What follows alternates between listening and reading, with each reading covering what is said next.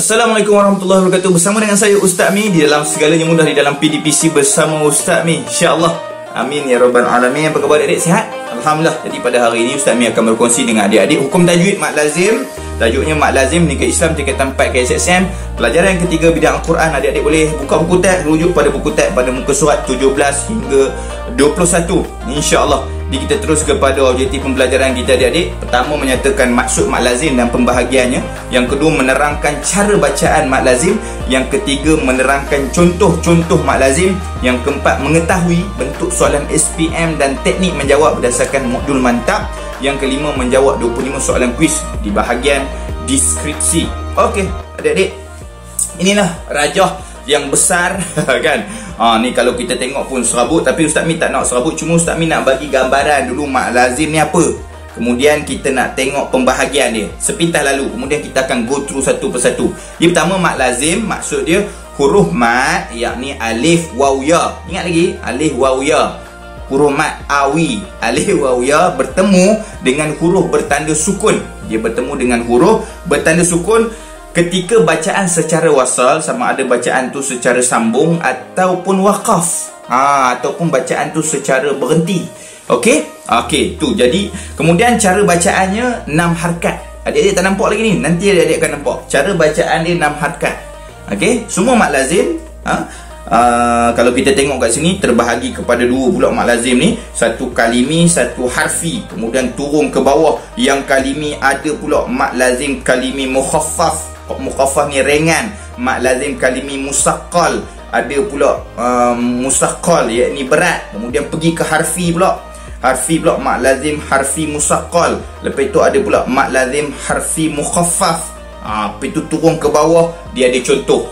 Jadi adik-adik nampak dah gambaran mat lazim ni macam mana. Okey, cantik. Cukup dekat tu dulu adik-adik. Nanti kita akan go through. Sebelum tu kita tengok dulu maksud mat lazim berdasarkan modul mantap. Soalan dia, nyatakan kata tugasnya. Maksudnya, apa maksudnya itu kehendak soalan. Tengok 2 markah. Jadi menuntut kepada 2 frasa untuk jawab soalan ni. Jadi kita pergi kepada kepala jawapan. Maksud mat lazim ialah huruf mat bertemu dengan huruf yang bertanda sukun. Pak, situ itu satu frasa. Pergi kepada frasa kedua ketika bacaan secara wasal atau waqaf. Frasa kedua, maka dapatlah adik-adik 2 markah. Okey, kita tengok terus mat lazim. Tadi Ustaz Mi dah cerita dah, Ustaz Mi tak nak ulang. Cuma Ustaz Mi nak bagi tahu dekat sini, mat lazim terbahagi kepada 2. Satu kalimi bermaksud kalimah, satu lagi harfi bermaksud huruf. Okey, kita tengok maksud dia dulu. Huruf mat bertemu dengan huruf bertanda sukun dalam satu kalimah. Huruf mat alif waw ya tadi bertemu dengan huruf yang bertanda sukun, ada tanda mati tu, dalam satu kalimah. Yang harfi pula macam mana? Huruf mat alif waw ya bertemu dengan fawatihus suwar. Bertemu dengan fawatihus suwar. Fawatihus suwar tu apa? Nanti kita tengok. Bertemu dengan huruf yang bertanda sukun, yang ejaannya, ni mat lazim harfi ni dia kena eja, baru dia dapat menghasilkan cara macam mana kita nak baca. Tu nanti kita akan tengok menjadi hukum mat asli. Okey adik-adik, tak nampak lagi kan? Nanti adik-adik akan nampak. Okey, kita pergi kepada soalan modul mantap. Nyatakan 2 bacaan mat lazim. Ni mudah je adik-adik. Okey, tak kepala jawapan. Cara bacaan mat lazim ialah terus 6 harakat. Dapatlah jawapan. Dapat 2 markah. Okey adik-adik, dekat sini Ustaz Mi nak terus go through kepada soalan modul mantap ke bawah. Sebab Ustaz Mi dah cerita dah tentang mat lazim ni. Nyatakan 2 jenis mat lazim serta maksudnya. Nyatakan kata tugasnya 2 tu berapa dia ndak, 2 jenis mat lazim dan maksudnya. Itu kehendak soalan dan 4 markah. Jadi macam mana biasa, tak pada jawapan dulu. 2 jenis mat lazim dan maksudnya ialah, nokta bertindih tu kepala jawapan. Letakkan point. Nombor 1 apa, nombor 2 apa. Terus kita jawab. Nombor 1, poin pertama ni mat lazim kalimi. Okey, itu jawapan. Maksudnya huruf mat bertemu dengan huruf bertanda sukun dalam satu kalimah. Selesai poin pertama. Poin kedua, mat lazim harfi. Jawapan dia, maksudnya huruf mat yang terdapat pada fawatihus suwar bertemu dengan huruf bertanda sukun yang ejaannya menjadi hukum mat asli. Selesai. Okey adik-adik ya? Okey, terus. Okey adik-adik, sekarang adik-adik tengok, ini Ustaz Mi nak bagi adik-adik betul-betul faham ni. Okey, mak lazim kalimi, yakni kalimah. Okey, maksud mak lazim kalimi ni huruf mat bertemu dengan huruf bertanda sukun dalam satu kalimah. Huruf mat alif waw ya bertemu dengan huruf bertanda sukun dalam satu kalimah. Okey, terbahagi kepada dua. Satu mak lazim kalimi mukhaffaf, ringan. Satu lagi mak lazim kalimi musaqqal, berat. Okey, sekarang adik-adik kita nak tengok apa dia mak lazim kalimi mukhaffaf yang kata ringan ni. Okey, kita tengok. Huruf mat alif waw ya bertemu dengan huruf bertanda sukun yang tidak bersyaddah. Nampak Ustaz Mi kala tu? Tidak bersyaddah. Dia mesti sukun dalam satu kalimah dan tidak dibaca idgham. Syarat kedua, dia tidak dibaca idgham. Nak faham macam mana adik-adik? Adik-adik tengok spektrum ilmu kat sebelah ni, atas kepala Ustaz Mi ni, atas ni. Cara mengenal hukum mak lazim kalimi. Tengok nombor 1 dia bagi tahu 6 harakat. Nombor 2 nampak?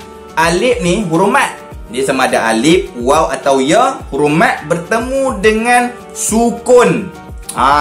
Yang tidak bersyaddah. Tak nak syaddah, sukun. Baru dia jadi mak lazim kalimi mukhaffaf. Tengok contoh. Al-ana. Nampak alif ni huruf mat ni. Alif huruf mat bertemu dengan lam. Lam ni nampak ni bersyaddah ke sukun? Nampak? Dia sukun kan. Jadi bila sukun, maka jadilah dia mak lazim kalimi. Yes, mukhaffaf. Okey, selesai masalah ni adik-adik. Okey, tengok contoh kat bawah ni. Cara bacaan dia 6 harakat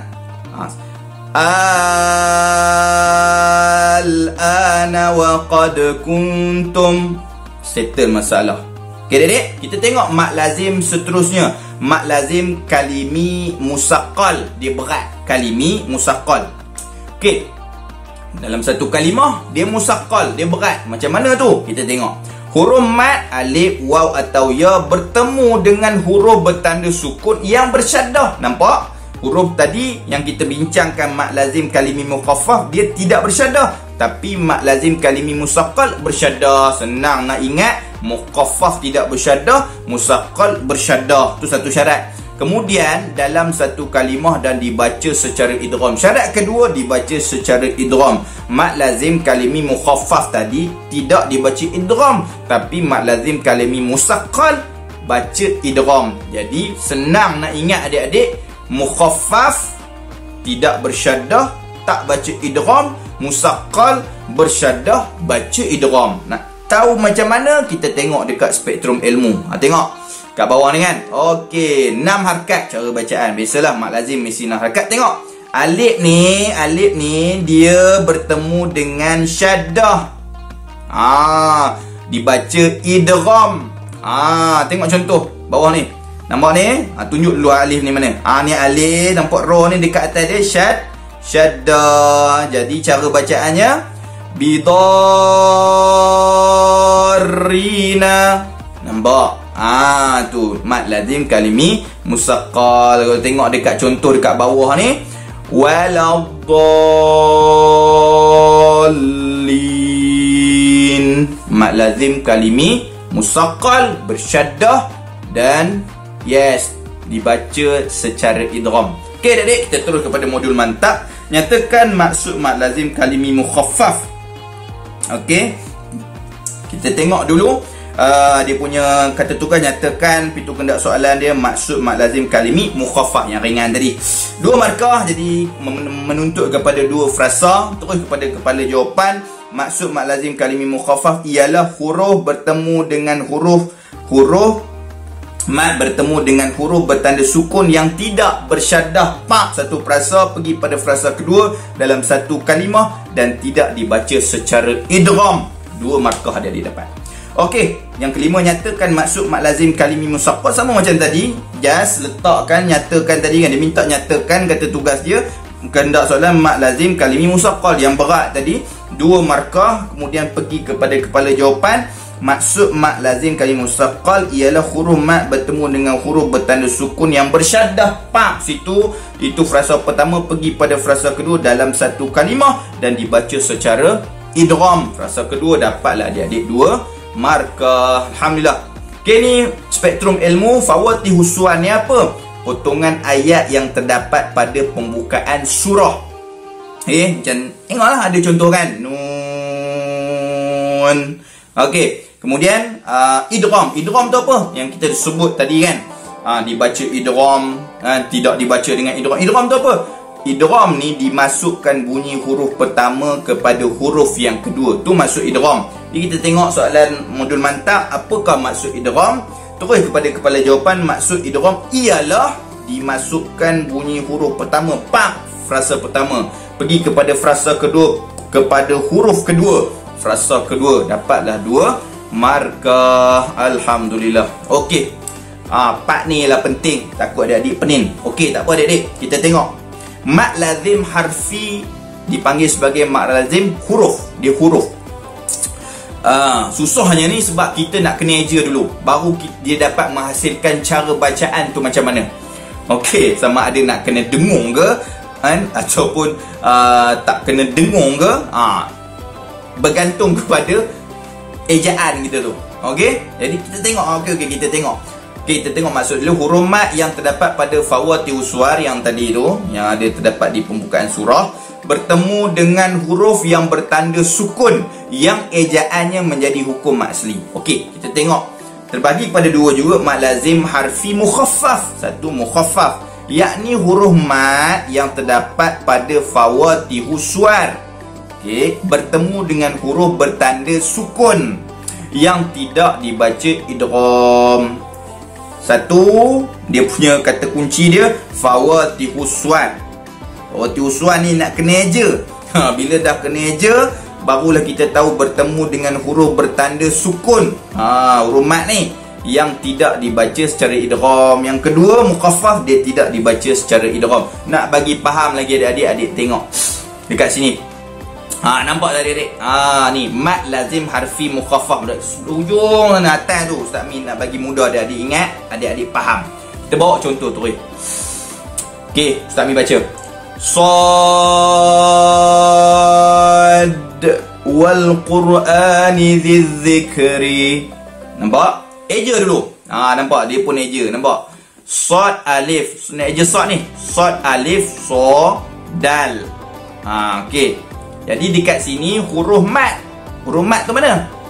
Ni alif ni huruf mat. Jadi kan huruf mat yang terdapat pada fawatihus suwar. Dia eja tu baru kita nampak huruf mat tu. Kalau tidak kita nampak huruf sad je kan. Bila eja baru kita nampak huruf mat tu. Okey, huruf mat ni bertemu dengan huruf bertanda sukun. Ni dal. Dal ni atas dia ni sukun. Sad kan. Dal ni sukun, huruf bertanda sukun dal. Maka jadilah dia mad lazim harfi mukhaffaf. Faham adik? Ustaz Mi rasa adik-adik mesti fahamnya. Okey, sebab nampak dah gambaran ni. Okey, mad lazim harfi mukhaffaf selesai. Okey, sekarang kita nak pergi kepada mad lazim harfi musaqqal. Berat ni. Berat ni macam mana?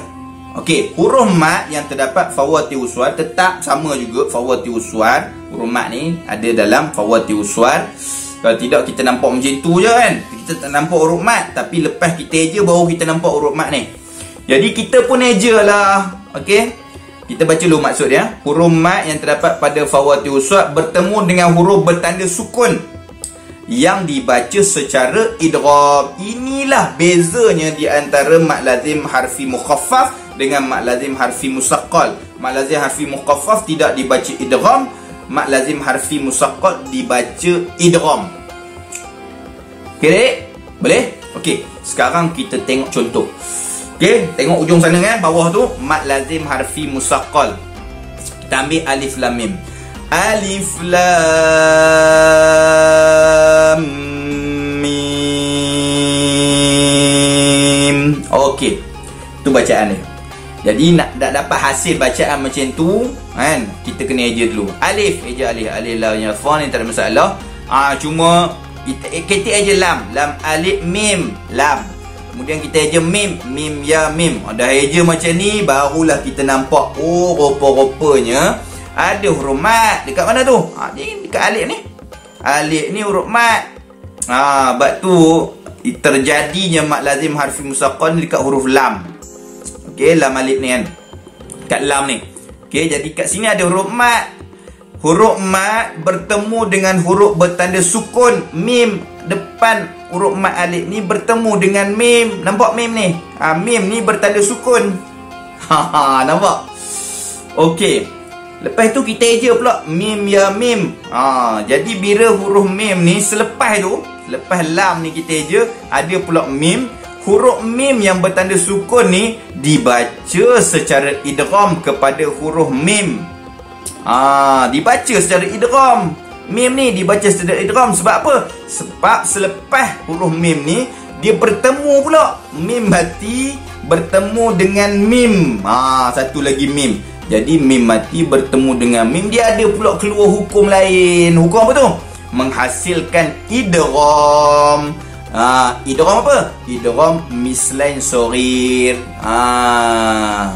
Okey? Mana adik? Adik faham kan? Idgham mislain soghir. Jadi bacaannya kena dengung. Sebab tu tadi kita baca macam mana alif lam mim ni? Alif lam mim. Lam tu tadi 6 harakat tu. Alif lam mim. 2 harakat. Nampak adik? Okey, kita tengok satu lagi nak bagi adik-adik lebih faham. Kita tengok satu lagi contoh to sin mim. To sin mim. Nampak tu? Kalau kita eja to ni, to alif to. Kemudian kita eja sin. Yang berlaku mad lazim harfi musaqqal dekat sin. Okey. Kita eja sin ya nun. Okey, kemudian kita eja selepas sin ya nun mim ya mim. Jadi kat sini kan, dekat sini ada huruf mat. Apa huruf mat dekat sini? Dia rasa? Ya, pandai. Ya. Tadi alif kan? Ni ya. Ya ni huruf mat bertemu dengan sukun nun, bersukun. Nun pula selepas dia ada mim. Jadi nun mati bertemu, nun yang bersukun ni nun mati bertemu dengan mim, keluar satu hukum lain, idgham bi gunnah, kena dengung. Idgham kena dengung. Nampak adik? Jadi cara bacaan macam tadi. Tasim mim. Begitu. Faham adik? Cantik, alhamdulillah. Okey, sekarang kita tengok soalan modul mantap. Nyatakan maksud mad lazim harfi mukhaffaf. Okey, macam mana biasa adik-adik?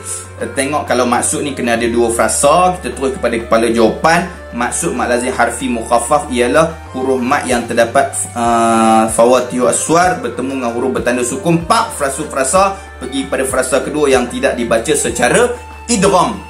Okey, dapat 2 markah. Pergi kepada soalan 8, sama je lebih kurang bentuk soalannya. Nyatakan maksud mad lazim harfi musaqqal, 2 markah, perlukan 2 frasa. Pergi kepada kepala jawapan. Maksud mad lazim kalimi musaqqal ialah huruf mad lazim harfi musaqqal ialah huruf mad yang terdapat fawatih aswar bertemu huruf bertanda sukun yang satu frasa yang dibaca secara idgham. Okey adik? Selesai. Alhamdulillah. Okey, alhamdulillah adik-adik. Ustaz Mi rasa adik-adik dah faham sungguh. InsyaAllah, mudah-mudahan Allah Ta'ala mudahkan lagi. Kalau adik tak faham, adik boleh ulang lagi. Jangan lupa adik-adik untuk kukuhkan lagi kefahaman adik-adik. 25 soalan kuis di deskripsi. Jawab sekarang. Tekan link dan jawab semua soalan. Jangan lupa subscribe channel Ustaz Mi. Tahniah. Assalamualaikum. Jumpa lagi. Jazakumullah khairan.